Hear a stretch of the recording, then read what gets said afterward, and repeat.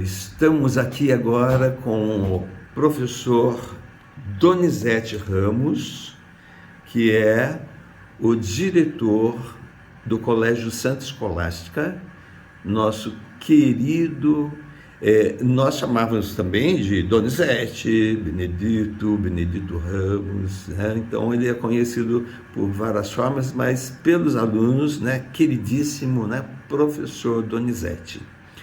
O Donizete foi um dos componentes do grupo de teatro Catarsis da Uniso, durante o tempo que ele era aluno lá na escola, e participou de duas peças conosco ali naquele momento, Encontro no Bar e A Zebra.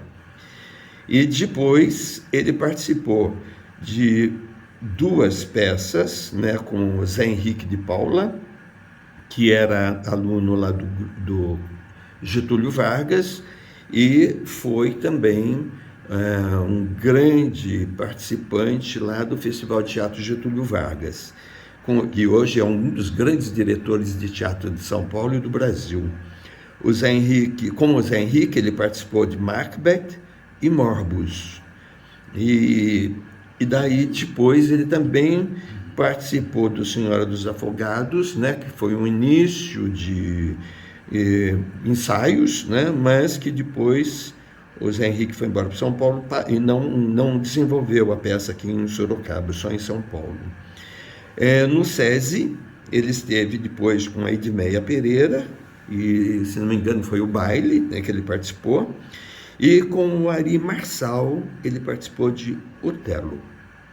Então, é um prazer enorme estar com você aqui hoje, e eu quero que você conte um pouco dessa sua história com o teatro na sua vida e essas grandes conquistas que você fez, porque como professor nós sabemos que você sempre foi muito querido, e aqui, né, você entrou como professor no Santa Escolástica, depois passou a coordenador e hoje é o diretor do Santa Escolástica. É uma grande conquista, nós sabemos disso, e você desenvolve um trabalho maravilhoso aqui dentro, nada fácil, e então é isso que nós queremos que você comece a contar. Seja bem-vindo, querido Donizete. Obrigado, professor querido, professor Roberto Samuel. Quando eu dei aula na faculdade, eu tinha uma dinâmica, dei 6 anos aula na CEUSP, e eu fazia uma dinâmica no início das aulas. Qual o professor que marcou a sua vida? Então quero já render essa homenagem para o meu querido professor Roberto Samuel. Ele me marcou, ele foi um divisor de águas na minha carreira. O grupo Catarsis, eu estava lá no nascimento, naquela roda onde se discutia o nome do grupo de teatro da Faculdade de Filosofia na época, né? Não era a Uniso. Então, que bom participar desse projeto do professor Roberto Samuel, professor que é muito querido. O Cortella fala que professor é a única profissão que nós atravessamos a rua para cumprimentar. Se você for analisar, que fato, né? Eu acho que o impulso que te dá, né, de você atravessar uma rua e cumprimentar é pelo professor. E o Roberto é muito querido, cada vez que a gente se encontra é uma festa, por esse carinho.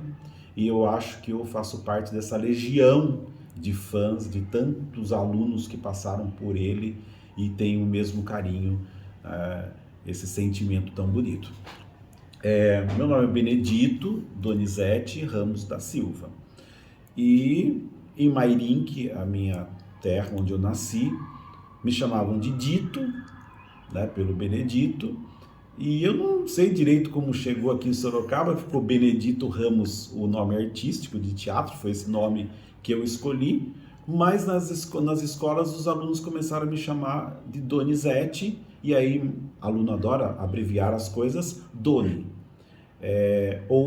Né, isso na rede particular, ficou Doni, e no estado, professor, e depois eu desenvolvi algumas coisas no estado e que os alunos têm essa referência. Eu nasci em Mairinque, 18 de julho de 1967. Fiquei em Mairinque acho que por volta até 22 anos aproximadamente. Ingressei na faculdade de filosofia e era uma luta, porque eu morava em Mairinque e vinha para Sorocaba de trem, desembarcava na estação, porque era mais barato, e estudei com muito orgulho na faculdade de filosofia.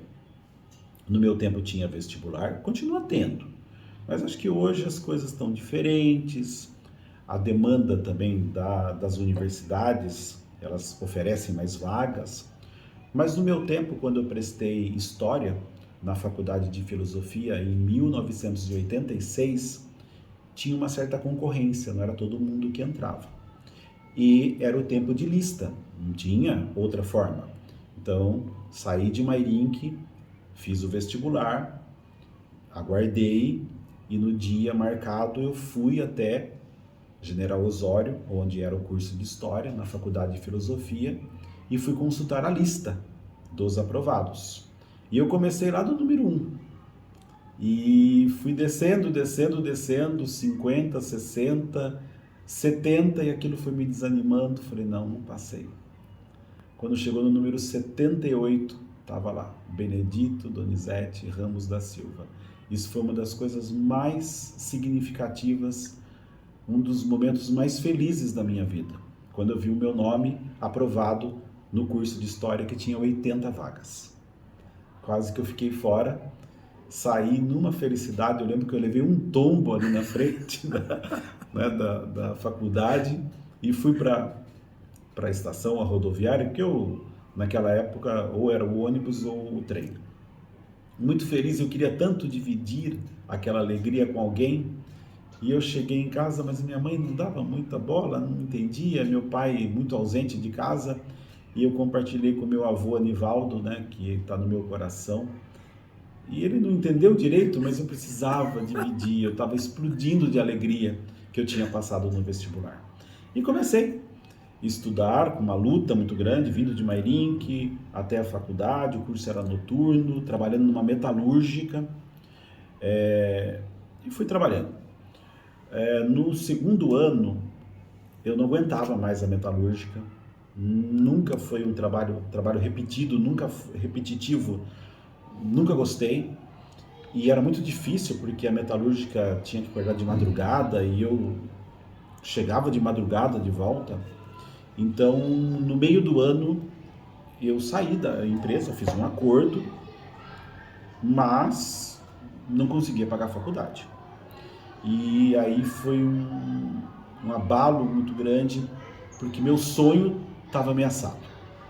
E eu fui 3 vezes na Uniso, o tesoureiro temido na época, o Geraldo Casagrande, superando minha timidez, que eu vou falar daqui a pouco, mas eu consegui ultrapassar, né, esse limite da timidez por um sonho. E ele me atendeu. Quando a gente se encontra, esporadicamente, eu sempre falo que eu sou muito grato a ele. Na terceira vez ele falou, olha, tem um projeto lá no Salesiano para você resgatar meninos de rua. Isso em 1988. Sorocaba tinha muitos chamados trombadinhas, que falava na época. Meninos que ficavam fazendo delitos, cheirando cola, e o nosso trabalho social era levá-los para uma casa da Rua da Penha, para que eles aprendessem algum ofício, tomassem banho, criassem um projeto de vida.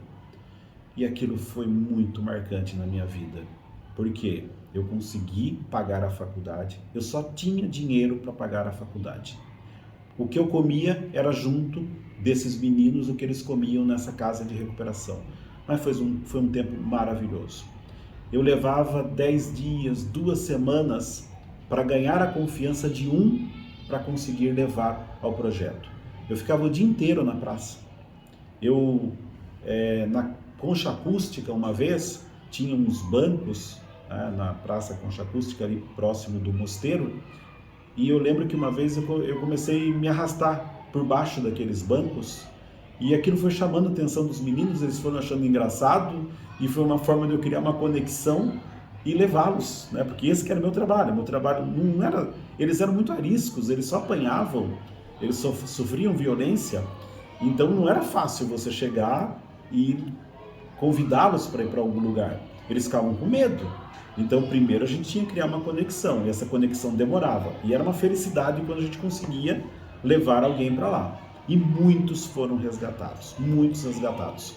Para não esquecer, eu fui candidato a vereador na última eleição, 2020, e eu comentava, nossa, eu queria saber se um dia eu pudesse encontrar um desses, e não encontrei na campanha, né, pela projeção da campanha. Paulo, ele veio até mim, né, e um daqueles que foram resgatados. E esse projeto salesiano foi muito importante. Consegui terminar e pagar a faculdade em 1989, ainda morando em Mairinque. Eu fui para uma atribuição, já comecei a dar aula em 88, poucas aulas, professor eventual, mas consegui alguma pontuação. E aí no começo de 1989, eu tive em São Roque, numa atribuição de aula, onde o auditório estava lotado, e eu cheguei lá às 7 da manhã, abri às 8, e esse dia também foi um dia marcante na minha vida. Eu fiquei das 7 da manhã, 8 horas quando nós entramos no auditório, lotado, até as 4 horas da tarde, sem levantar, sem ir ao banheiro, sem comer nada, que eu tinha medo de chamarem meu nome e eu perder. Aquele auditório foi esvaziando, esvaziando, esvaziando, esvaziando, só sobraram 2. Eu e mais um. Ou seja, eu era o penúltimo da lista. Quando eu cheguei na mesa do supervisor, ele falou, olha, só tem aula em Biúna. E tá tudo picado, em 3 escolas.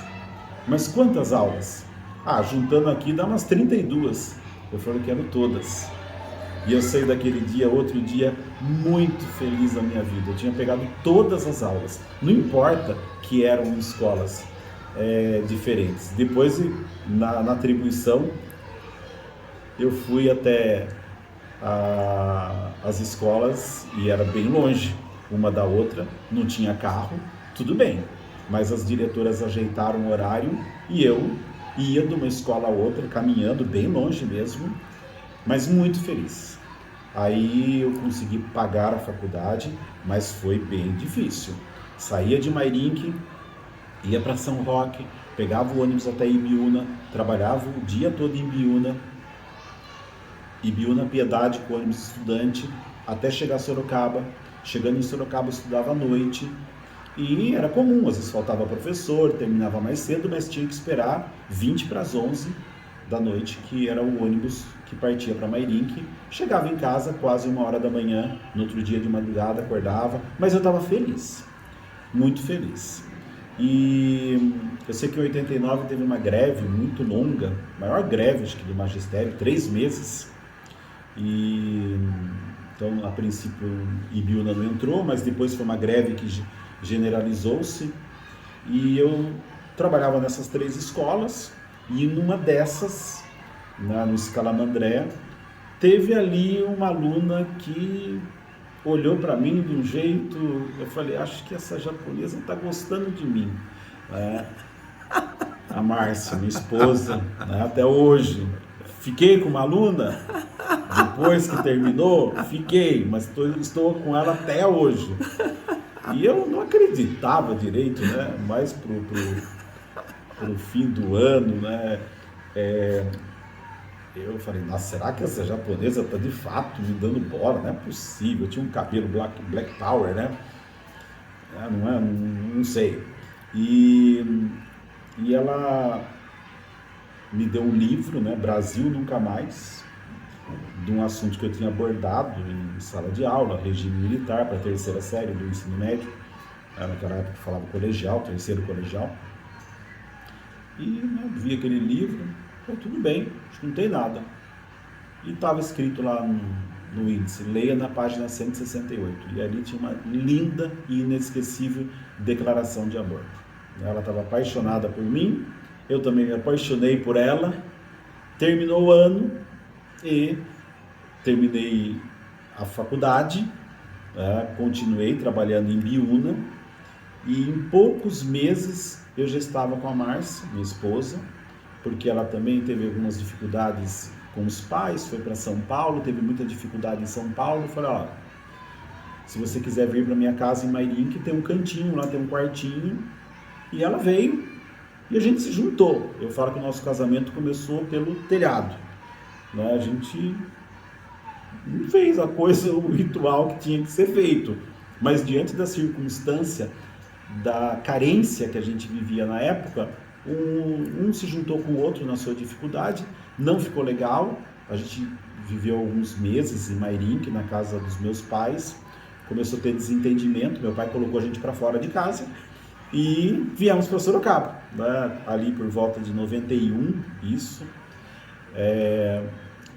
Eu e a Márcia, um amigo nos deixou aqui perto do shopping Sorocaba, ele me deu 4 vales alimentação que ele tinha, e nós tínhamos, cada um tinha uma trouxa de roupa, coisa mínima, a gente não tinha nada, a gente não tinha nem mala, né? Não sei se era um saco de lixo ou sacola que nós trouxemos, e nós fomos lá para Vila Aro, alugamos uma casa, nossos primeiros banhos eram de cano de chuveiro, não tinha nada, né? E a gente começou desse jeito. E eu lembro que a gente tinha um prato e 2 garfos. Até hoje eu penso nisso. A Márcia falou, nossa, de novo essa história, né? E ela dividia um frango em 15 partes. Não sei como é que pode, mas a Márcia sempre cozinhou muito bem. E aquele frango era delicioso, a gente comia muito bem. Mas eu fico pensando, como é que ela conseguia dividir um frango em 15 partes? Então foi uma luta nossa no começo, e eu trabalhando em Biúna, já tinha terminado a faculdade, e apesar disso, de pagar aluguel, de viajar, de ter que as despesas, em 2 anos a gente já tinha dinheiro para comprar a nossa casa. E só que teve um problema em Mairim, que separação dos meus pais, meu pai sempre muito violento, e enfim, minha mãe veio morar conosco. Márcia aceitou, junto com meu avô, que era pai da minha mãe, e nós fomos para Sorocaba, na última casa que tinha em Sorocaba, no Jardim Santo André, de uma maneira bem precária, mas estávamos lá, estávamos bem, e o meu filho, né, mais velho, Rodolfo, já tinha nascido, isso é por volta de 92, o Rodolfo nasceu em 7 de dezembro de 92, então a gente está indo para essa nossa casa 93. Era uma casa que chovia na casa inteira, porque ela só tinha laje, ela não tinha um telhado. E eu lembro que só não chovia na cama do meu avô, da minha mãe, na nossa cama e na cama do Rodolfo. Fora isso, a casa inteira pingava, mas pelo menos para a gente dormir na nossa cama não chovia. E em 94, está fazendo 30 anos, eu ingressei na escola particular também, lá em Porto Feliz, na Escola São José. Eu sempre quis trabalhar na escola particular. 6 meses trabalhando nessa escola particular, eu consegui cobrir a casa com telha Eternite, mas nunca mais choveu na casa. E quando eu fui até essa escola, eu fiquei pensando, né? A gente tem essa questão de negro, do racismo que você sofre, de ser diminuído. Eu tinha isso, né, dentro de mim. E fui pensando, falei, nossa, uma escola particular, só brancos, será que eu vou passar na entrevista? E fiquei esperando na salinha, e quando chegou o coordenador do curso, querido, saudoso, Betuel Dias, né, enorme, quase 1,90, um negão maravilhoso, ele olhou para mim e me abraçou com os olhos. Tá? A gente na hora se identificou, e eu senti tão acolhido, e foi maravilhoso começar nessa escola como professor de geografia. Eu falo para meus filhos que eu me perco até com GPS, mas quando apareceu a oportunidade, eu sou formado em História, mas a escola estava precisando de professor de geografia, eu fui o melhor professor de geografia para aqueles alunos, para aquela época. E no ano seguinte, a irmã Elisa, saudosa, querida irmã Elisa, a Escola São José, uma escola católica, confessional, ela me chama para ser coordenador do curso. E aquilo para mim falei, não, imagina, não tenho capacidade nenhuma. Mas ela já tinha visto um valor. Mas aí apareceu aqui no Santa Escolástica, então ficava como história aqui e geografia em Porto Feliz. 95 foi assim, viajando, não viajava mais para Ibiúna, porque em 89, 90, 91, 92. Em 93 eu já tinha vindo para Sorocaba no Genésio Machado, que foi uma experiência fantástica, foi muito bom. Encontro alunos do Genésio Machado até hoje. E em 94 daí ficava o Genésio e Porto Feliz, a Escola São José. 95, aí eu entrei aqui no Santa Escolástica, então eu ficava no Santa Escolástica, na Escola São José e também no Genésio Machado, no estado. Correndo bastante, trabalhando bastante, mas feliz, tinha filho, a esposa, minha mãe, que não tinha pensão, dependia de mim.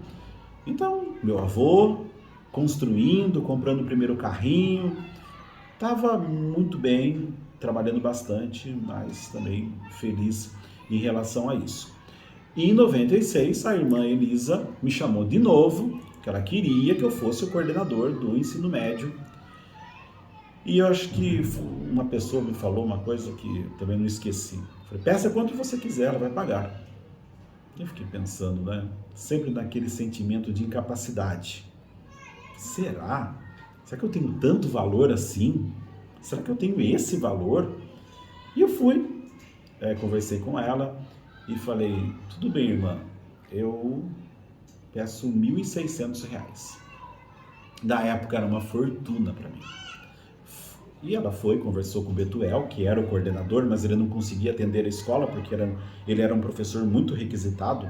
Na época áurea do cursinho, pagavam até jato fretado para ele dar aula em Bauru, Araçatuba, Araraquara, e ele não estava dando conta de coordenar o ensino médio, e ela queria que eu ficasse, e se concretizou.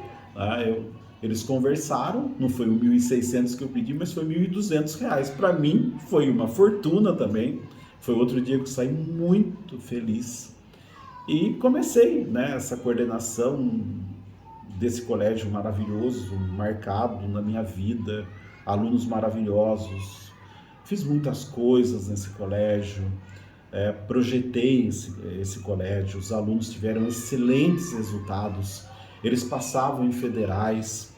Os nossos resultados no Enem, quando começou o Enem em 98, sempre foram resultados extraordinários.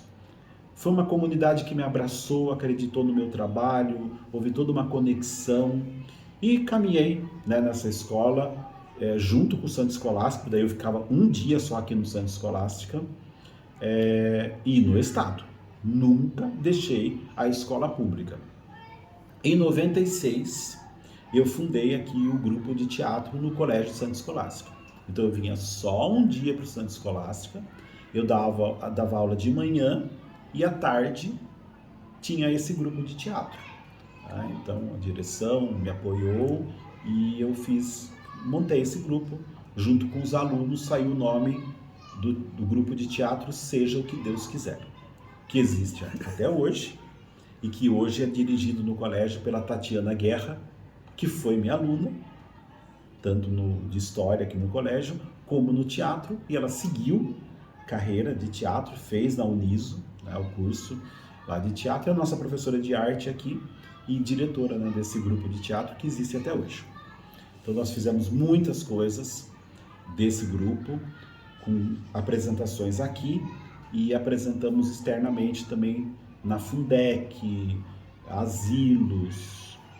E eu lembro que a primeira montagem nossa, que depois virou 3 edições, chamava-se A Música Como Ela É. E era autoria minha. Eu fiz o texto, eu fiz todo o enredo e era contando a história através das músicas. Foi muito bacana, né? Cheguei a ter mais de 40 alunos de teatro aqui nesse colégio. Pelo menos uns 4 ou 5 foram seguir a carreira de atores, a carreira artística. E com tudo isso, né, trabalhando, sendo coordenador de uma escola, vindo para cá, professor de história, professor de teatro e o Estado.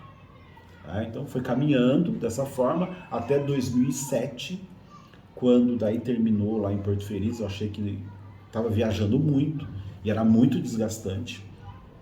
Então Foi feito um acordo com o colégio, saí muito bem, o colégio me ajudou muito, indenização, todas essas coisas, saí muito bem pela porta da frente, uma escola queridíssima, mas aí me possibilitou se aproximar um pouco mais dos meus filhos, né? Porque em 92 nasceu o Rodolfo, e aí depois em 2001 veio o Rodrigo, e em 2003 veio a Sofia, sou pai de 3 filhos.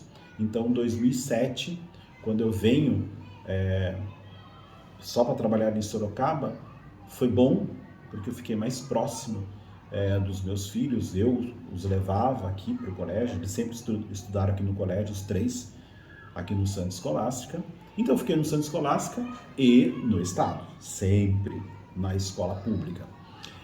A escola pública, para mim, é outra referência, tá? Porque eu trabalhei muito, acreditei muito na escola pública, me incomodava muito com as reclamações, murmúrios, depreciação da escola pública. Isso me afetava muito, porque eu sempre acreditei na escola pública, sou aposentado, consegui a aposentadoria da escola pública o ano passado, sou muito grato pelo que eu vivi, desde aquela atribuição de aula, que eu peguei as 32 aulas, nunca me faltou aula no Estado, então eu tenho essa gratidão, né, pela rede pública. Sempre fui atrás, lutei, protestei, fiz greve, não estou falando que está tudo bem, não é isso. Lutei muito, mas eu sou muito grato pelo que eu vivi, pelos diretores que eu tive, pelos professores que conviveram comigo, principalmente pelos alunos que eu tive, que me encontram hoje. Cada vez que a gente se encontra é uma festa, sinal que no tempo eu procurei me dedicar a eles com muita paixão. E o teatro, Roberto, o teatro foi essa referência, né, para o meu profissional, porque eu sou muito tímido, a minha natureza é tímida. Então, quando eu te procurei no grupo de teatro em 89, né, com tudo isso que estava acontecendo, trabalhando em Biúna o dia inteiro, e ainda a gente começar essa experiência, que era aos sábados, você tinha um Fiat 147 amarelo, né, na época você estava em transição também, então você tinha um apartamento lá no Jardim Planalto, né, na Armando Panuzio. Então a gente conhecia lá no seu apartamento que tinha todo um cenário, não sei como cabia tanto, era um apartamento pequeno, o carro também pequeno, mas ia tudo para lá. Então foi muito bacana, porque você me acolheu muito bem, você encontrou valores em mim que eu não sabia. Você que foi descobrindo, tá? E aquilo foi me fazendo tão bem. Então tudo isso me marcou para enfrentar salas, com os pais, reuniões de pais. Então é comum eu falar para 400, 500 pessoas. Então esse exercício do teatro, o processo que você sempre falava, que o importante do teatro não é simplesmente a apresentação, mas o processo de criação, das leituras, as marcações, a parte disciplinar, isso me fez tão bem. E isso tudo eu fui levando para a sala de aula. Como professor, eu fui muito criativo com os alunos. Eu não gostava que a minha aula, que os alunos ficassem perguntando hora. Eu queria que os meus alunos tivessem aquela aula, e falo isso com os professores, sempre falei com os professores, como se fosse a última, a única, a primeira, que ela fosse intensa.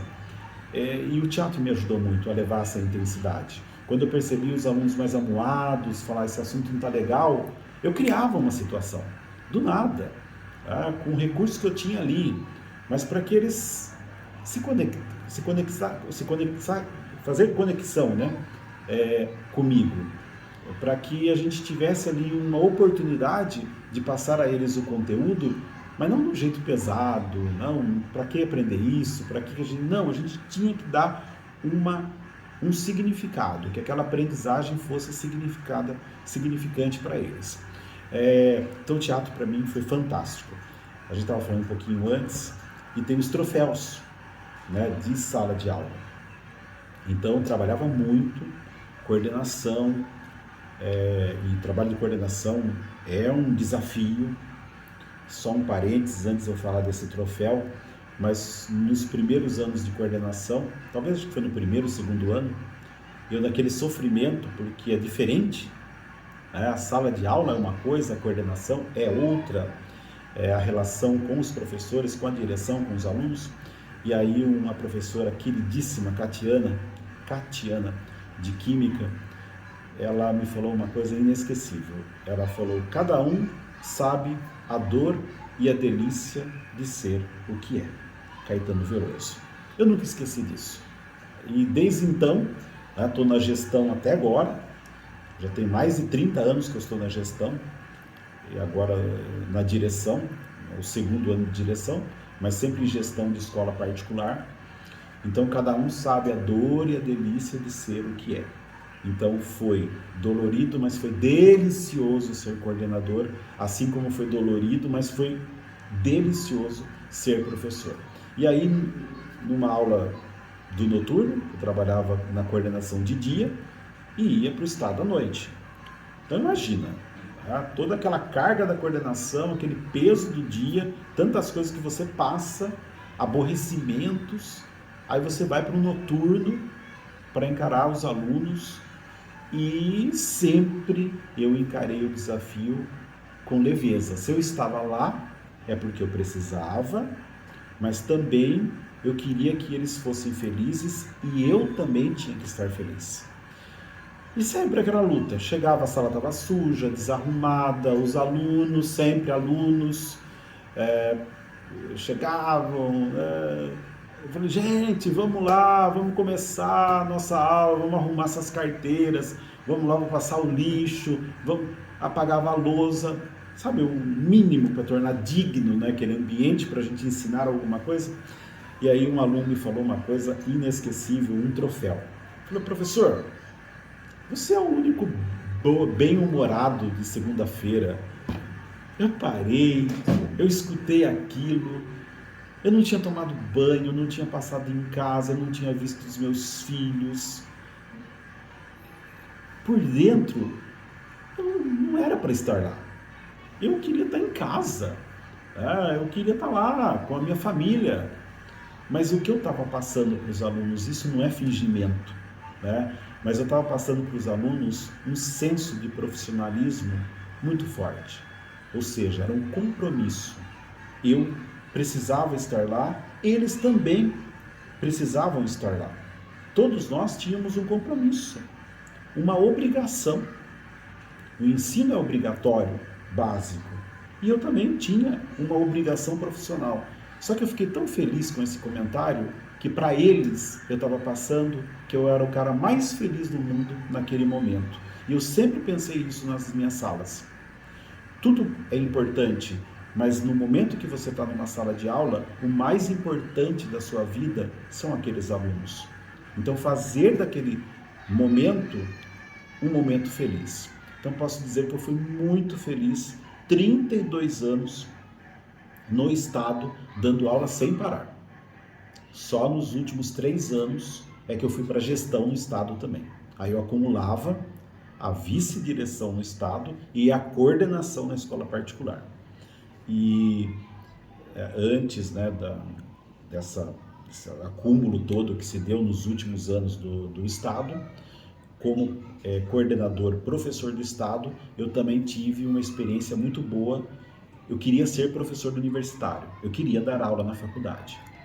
E eu tive, o meu mestrado ficou parado no meio, eu tive aula com Milton Santos na USP, eu amanheci na USP, a gente tinha que chegar lá 9 horas da noite, e pousava para você escolher, né, os módulos. E quando foi 96, acho que para 97, eu nem tinha ideia que eu tinha escolhido o módulo do Milton Santos, que estava completando 70 anos, o maior geógrafo do mundo, a mídia toda estava lá, e foi fantástico conviver com ele, né, o tempo, embora não conseguia evoluir, entrar na defesa, na publicação, não conseguia avançar nos créditos do simulado, do mestrado. Mas Foi fantástico, né? A convivência com ele e com outros professores. Eu lembro que na aula final ele agradeceu, né, todos aqueles que interagiram e aqueles que acompanharam pelos olhos e olhou para mim. Isso foi muito significativo, porque eu trabalhava tanto e eu não tinha tempo para fazer as leituras, mas eu gostava tanto da aula dele. O Milton Santos, ele era de uma profundidade intelectual, mas tinha hora que ele parava a aula e falava: vocês querem comprar casa, comprar carro, depois vocês querem estudar. Eu falei: nossa, ele está falando isso para mim, né? E ele tinha essa preocupação humana com a gente, e eram aulas fantásticas. Tenho muito carinho, saudoso professor Milton Santos, né, como referência. Mas eu fiz na Uniso, eu fiz a psicopedagogia, que era um curso presencial muito importante, todo sábado. Trabalhava a semana toda, manhã, tarde e noite, e fui fazer a psicopedagogia. Depois eu fiz pedagogia, que também foi presencial, mas me ajudou muito, né, o curso de psicopedagogia, principalmente no relacionamento com os alunos. E pelo título de especialista, então o centro ele tinha a cota de doutor, mestre e os especialistas. Então eu entrava como a mão de obra mais barata, né, o professor mais barato, mas foi ótimo. Tive ótimos alunos na faculdade. Eu acho que eu ajudei muito também. Tem alguns alunos que eu falo até hoje, me comunico com eles até hoje. Tive muita criação na faculdade, porque quando eu cheguei na faculdade eu tinha vontade de ser professor na universidade, mas eu não tinha prática. E eu lembro que eu dei um módulo, o primeiro módulo foi História e Ética da Psicopedagogia, estudei muito, muito, e todos os transtornos também que me ajudaram na prática de coordenador, entender essa situação toda. E o segundo módulo eu fui trabalhar no curso de docência do ensino superior. Eu falei: mas meu Deus, eu não tenho experiência nenhuma, e eu vou dar aula para um grupo que está fazendo um curso de docência do ensino superior. E eu fiquei pensando na minha semana de tanta coisa acontecendo, coordenação, trabalhando no estado, manhã, tarde e noite. Então as aulas eu ia lendo, montando e passava para o meu filho Rodolfo, ele que montava os slides. Aliás, a minha família sempre foi suporte para mim. Para montar às vezes as aulas, eu recorria, né, ao meu filho ou a Márcia, minha esposa. Quando tinha prova em teste, aquela montanha de prova, eu corrigia a parte escrita e aí ela pegava a parte teste, já me ajudava um pouco, né? Então sempre a minha família, eu trabalhando muito para prover a casa, mas eles sempre também me incentivando. Inclusive quando eu aposentei do estado, eu escutei coisas assim muito tocantes por parte dos meus filhos, porque eu sempre me achei um pai ausente. Festa do Dia dos Pais aqui no Santa Escolástica, a Márcia, minha esposa, que vinha, festa dos pais, porque eu estava trabalhando, né, aos sábados. Então eu sempre achei um pai ausente. E eles, quando eu aposentei, eles me escreveram coisas assim muito bonitas, tocantes, mostrando que valeu a pena.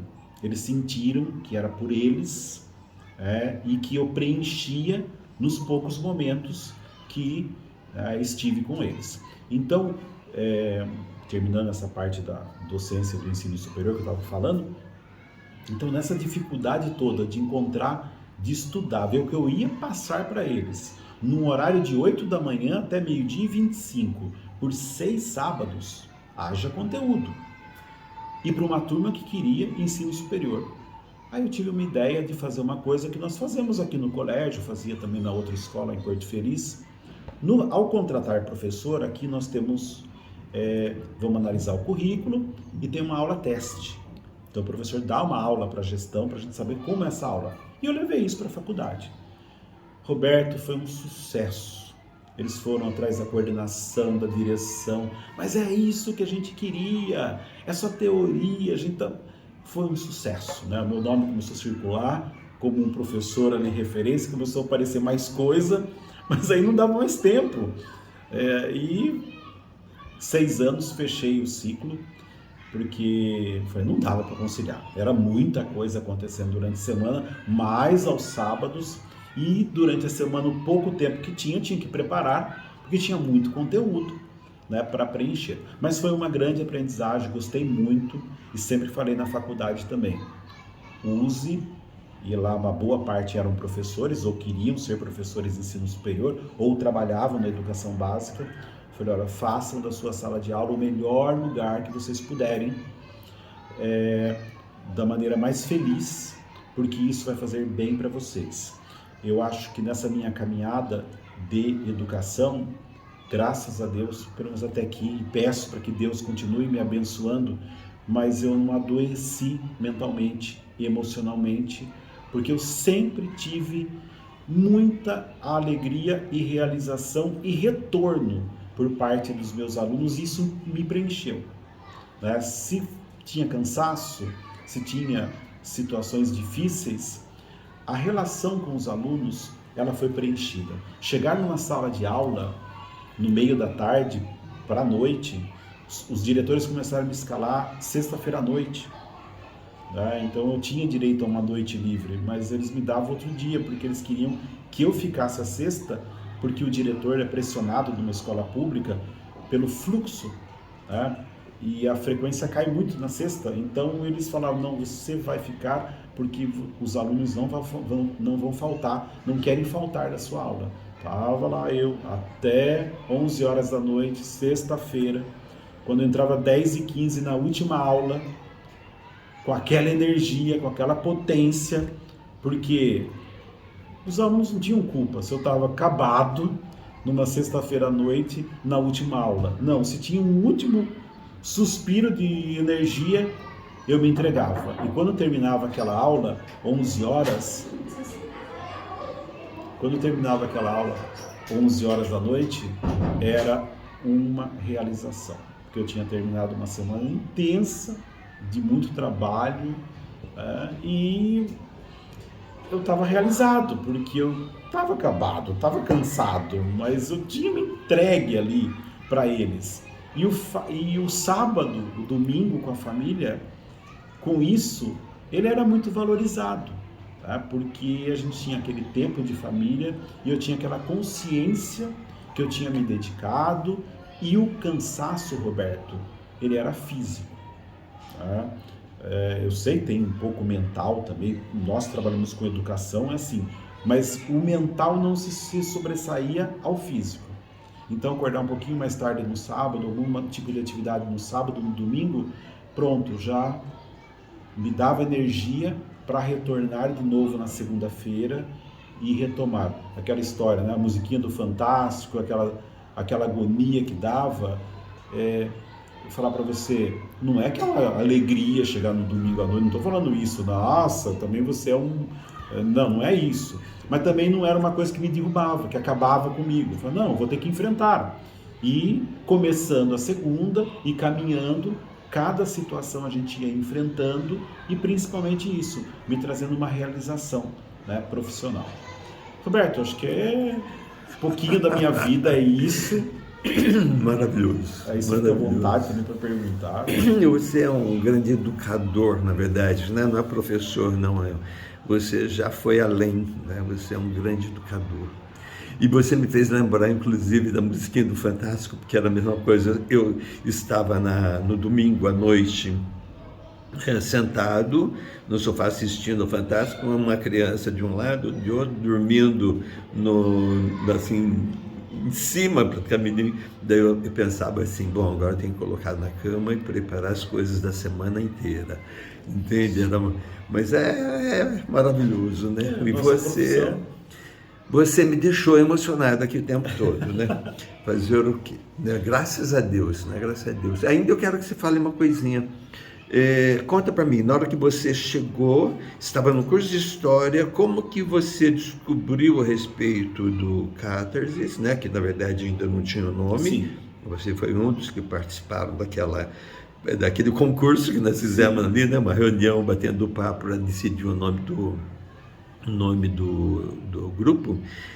Como que foi? Roberto, eu acho que foi uma divulgação, né, que foi feita. Então nós temos queremos o grupo de teatro. Eu não lembro se você chegou a ir na sala. Dei uma passadinha assim. Eu lembro que você já era uma figura na faculdade, você já tinha ali uma referência. É que, na verdade, nós já desenvolvíamos com o pessoal da faculdade atividades, principalmente montagem com poemas, saraus, né? Eu já te admirava. Você era uma figura admirável ali. E quando você colocou, eu sinto que eu lembro, né, que fui, me inscrevi, participei e lembro que desde a primeira reunião você já deixou o grupo à vontade e eu já gostei e quis voltar. Né? Então foi aquela impressão que agradou, que já nos abraçou. E qual foi a primeira montagem que você participou? A primeira montagem nossa foi A Zebra, né, do Braulio Pedroso. Os 2 textos que nós montamos foi do Braulio, né? Foi A Zebra e depois Encontro no Bar, que foi maravilhoso trabalhar Encontro no Bar. Por quê? Porque a peça, né, era uma linha cruzada, naquele tempo existia isso, né? As pessoas mais jovens nem imaginam o que é, né? Uma linha cruzada de telefone, e 2 idosos começam a conversar pelo telefone, e eles marcam um encontro no bar, e nesse encontro eles vão falando da vida toda. É uma peça linda, emocionante, emocionava o público, a nós. E na época eu era tão jovem, né, jovenzinho, então eu tinha que pôr um talco no cabelo, alguma coisa para tentar criar um envelhecimento. Você fez o papel do... Ai, meu Deus. Não precisa lembrar o nome do personagem, mas você fez qual figura? Se você precisava até deixar o cabelo mais... Porque tinha, né, eu esqueci o nome agora que era eu e a Tânia, né, que fizemos. Isso. Né? Então você era o velho, Isso. velho e ela a velha. É um casal. Né? Exatamente. E teve alguma apresentação que você lembra que foi interessante, bacana? Sim, nós fizemos várias apresentações. E uma delas que você lembra, você participou daquela uma lá na Vila dos Velhinhos? Foi, já extrapolou a faculdade, foi na Vila dos Velhinhos, foi muito emocionante contar essa história. E o Márcio, que tocava violão? Sim, foi lindo, Márcio né? Schettini. Então tinha o Márcio, teve vários ali, vários amigos, alguns a gente ainda tem contato, né? Agora chegou um aluno da Tânia para eu fazer estágio, ele vai fazer estágio de teatro conosco aqui. Então eu vou acompanhar o estágio. E nessas apresentações foram lindas, assim como com o do Zé Henrique também. Isso, o Zé Henrique você fez o quê? Com o Zé Henrique nós fizemos Macbeth, de Shakespeare. Foi a primeira, eu era o Macduff. E por essa peça eu ganhei o prêmio de melhor ator coadjuvante. Foi maravilhoso, né? Porque eu lembro qual festival? Festival de Teatro Amador de Sorocaba. Certo. Fervia. Na época era muito intenso. Os diretores aqui em Sorocaba, eles eram muito respeitados e procurados. E a escola de teatro amador de Sorocaba era maravilhosa. Eu acho que o Teatro Amador de Sorocaba tem muita gente ainda batalhando, mas eu peguei um tempo de teatro em Sorocaba e eu acho que eu e quem fez teatro naquela época foi muito importante. Foi uma época, uma referência. Daí você foi para o SESI. Eu fiz depois mais uma peça, né, que foi do Zé Edgar Henrique Allan ainda. Poe. Essa peça estreou, eram contos do Allan Poe. Certo, que deu o nome de Morbus. Né? Estreou meia-noite no SESI. Sei. A do Macbeth, que foi no SESI também, que o Zé Henrique fez, eu lembro que ele, não sei quantas ardósias, né, ele comprou, então ele forrou o palco com aquilo, e tinha plantas, era um cenário incrível, impressionava por ser teatro amador. E nós fizemos 3 meses de temporada no SESI, todo sábado e domingo. E as pessoas ficavam 1h da tarde na fila para conseguir o ingresso, porque no SESI sempre o ingresso é gratuito. Foi um espetáculo. Quem mais estava no elenco, você lembra? Tinha Fernanda Maia, né? Depois um elenco bem grande, né? Do Zé Luiz, Humberto, Marivaldo. Acho que ali tinha umas 20 pessoas, entre todos que participavam da montagem. Foi fantástico. E o Morbus, do Allan Poe, ele estreou meia-noite no SESI. Meia-noite. Então aquilo tudo gerou um impacto na imprensa. Fantástico. Aí, naquele tempo, tinha os críticos, que eu acho que é uma coisa que hoje não sei se tem.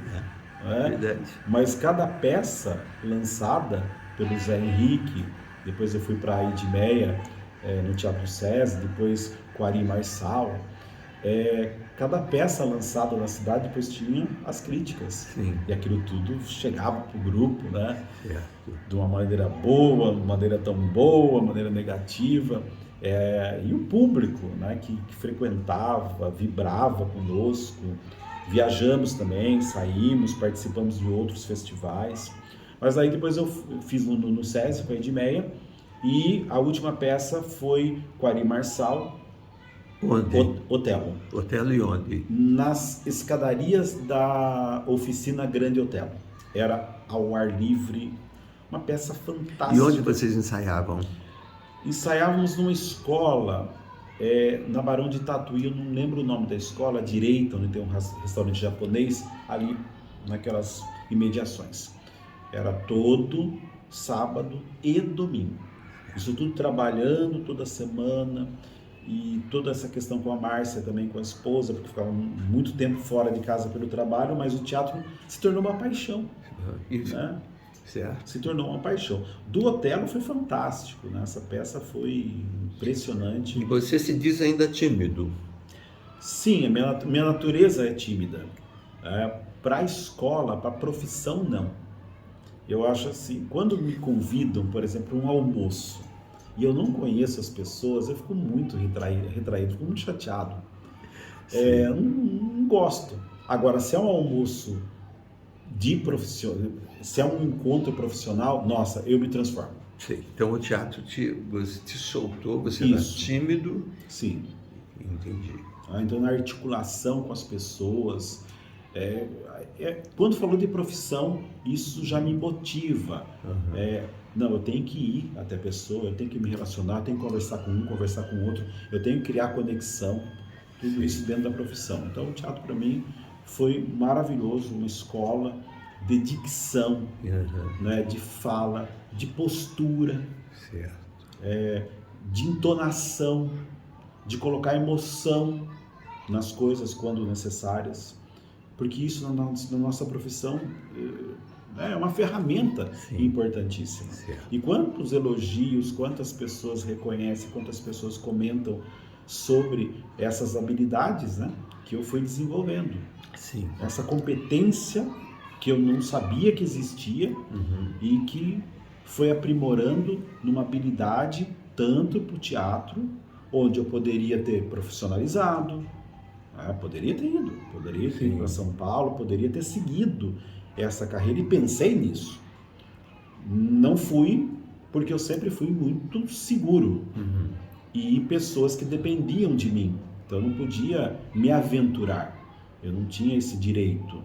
Por isso que a educação foi uma forma onde eu encontrei mais segurança para provimento, mas a educação se tornou meu palco. Então, através da educação, das minhas aulas com os meus alunos, tinha gente que queria assistir a minha aula. Falava assim, posso assistir? Nossa, os alunos falam tão bem de você, da sua aula, posso assistir? Eu falava assim, não, por favor. É ridículo. Falava muito isso lá na faculdade, para quem trabalhava com escola. Falei, não tenha medo de ser ridículo. Pode ser que seja mesmo. Alguma coisa vão falar, nada a ver. Agora, quantas coisas eu fiz e os alunos se matavam de dar risada. Você vê uma gargalhada de alunos em plena noite, numa tarde, os alunos chorando de rir de uma situação. Gente, isso é vida. E aí, quando chega...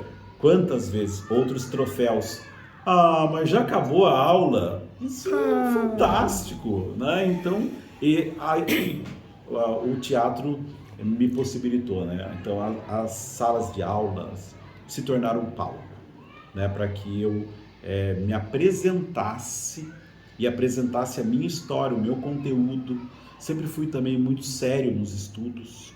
Eu tive uma escola aqui no Etapa, sistema Etapa, de ensino que durou muito tempo aqui no Santa Escolástica, e eu peguei desde de 95, quando ele chegou aqui, e o sistema era muito denso, exigia muito do professor, e eu tive muitos alunos de altíssimo nível, onde eu tinha que estudar horas e horas e horas, que eu não podia chegar na sala de aula, não tinha como, tinha aluno que era do rodapé, tinha aluno que fazia todos os exercícios, tinha aluno que estudava muito, então eu tinha que estar muito bem, isso me ajudou muito, foi uma escola, e eu levei isso para a escola pública. Essa qualidade foi fruto de muito trabalho, de muito estudo. Eu lembro que os alunos falavam, mas como é que você chega na sala de aula sem nada e você monta essa lousa enorme? De onde que sai tudo isso de conhecimento? Gente, é prática de ensino, né? É tempo, é conhecimento. Então eu fui muito fiel aos programas, aos livros, às fontes históricas. Eu procurei não ser tendencioso, sempre fui muito fiel, estudando e levando aos alunos aquilo que a história naquele momento poderia oferecer para eles mais próximo do que aconteceu. Porque nós sabemos que a história é dinâmica, os estudos, as pesquisas, mas tudo que era mais atual eu procurava levar. Eu nunca gostava de ficar repetindo caderno de um ano para outro, a mesma aula de um ano para outro, a mesma prova de um ano. Não, não, não, não, não. Cada ano era diferente, era uma dinâmica diferente, uma prova diferente, uma aula que acabava sendo diferente, e sempre com esse cuidado, né, do conteúdo ser levado de maneira muito séria para os alunos. Não era minha opinião, não era minha tendência, não era o meu gosto político. Tanto é que sempre esse cara falava, nossa, você tem que ser candidato, por que você não se candidata?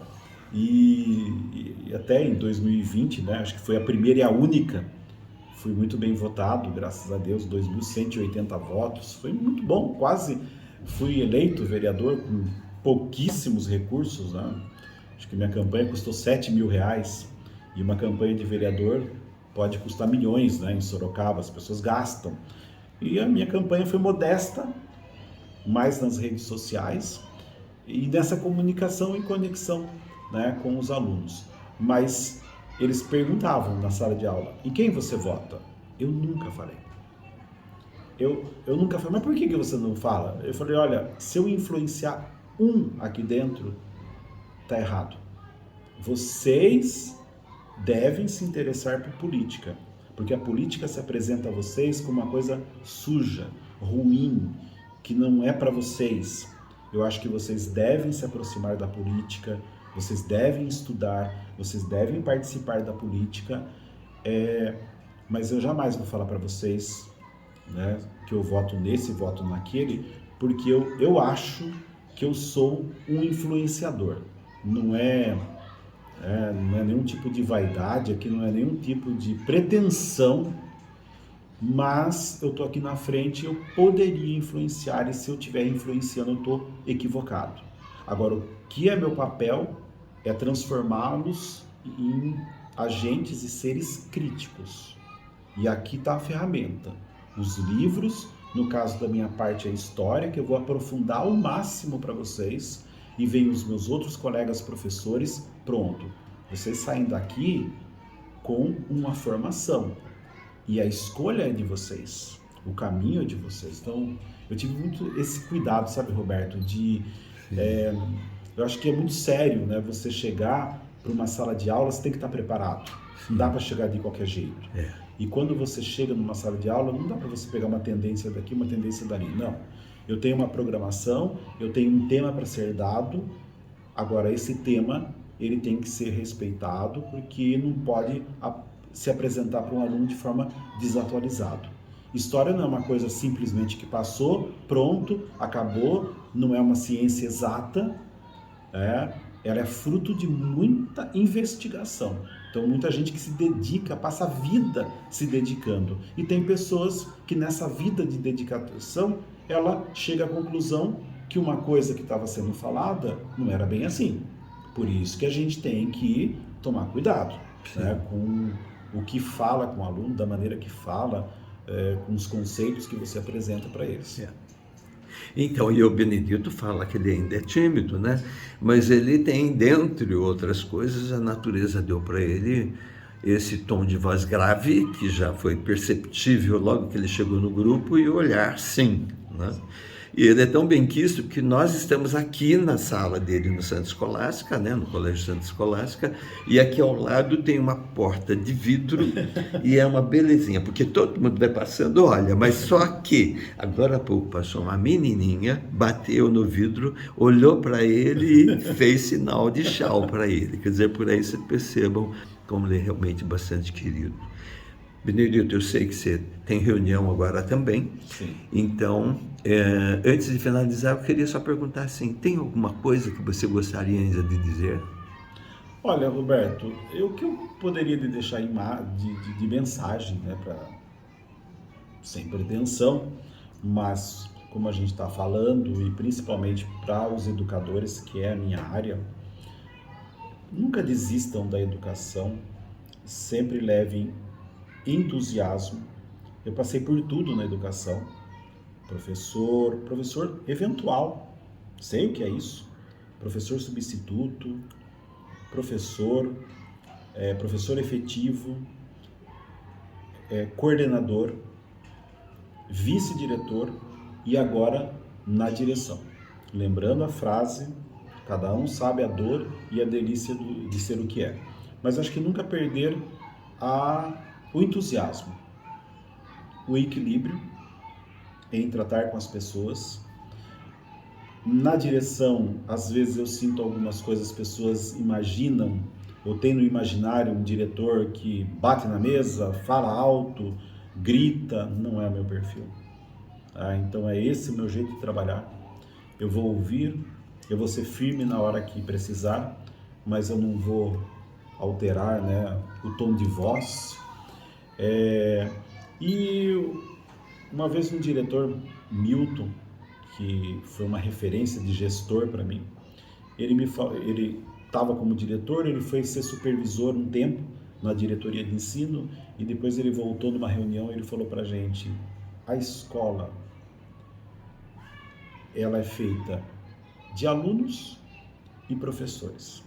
Outro dia eu estava fazendo essa analogia também com a igreja, porque eu sou católico, participo da igreja, e às vezes as pessoas, né, que estão ali montando a missa, ou muito próximas ao padre, eu não sei, parece que pensa que está mais do que o padre, e eu falei, o que é a igreja? O que é? Se o padre abrir a igreja, vai ter missa. Se o padre não abrir a igreja, ou alguém abrir a igreja, não tem missa.